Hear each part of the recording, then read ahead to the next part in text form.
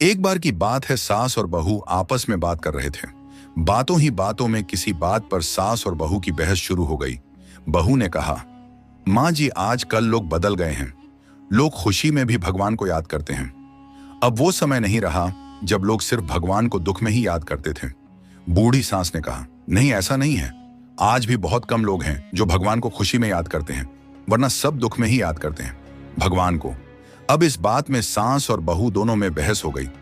बूढ़ी सास ने कहा, ठीक, मैं तुम्हें इस बात को समझा देती हूँ।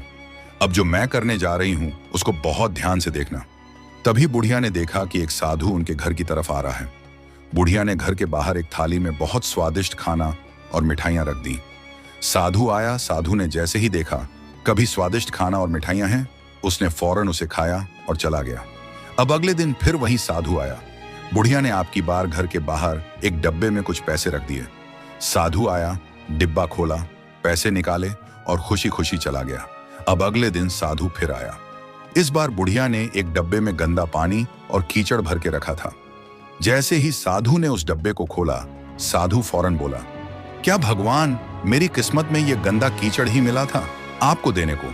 तभी सासू माँ ने अपनी बहू से कहा, देखा, जब तक इस साधु को खुशी मिलती रही तब तक सब ठीक था, लेकिन थोड़ा सा दुख क्या मिला, लग गया भगवान को कोसने। कहानी का निष्कर्ष, भगवान तो हमें खुशियां देता रहता है, लेकिन हम उस प्रभु का शुक्रिया करना भूल जाते हैं।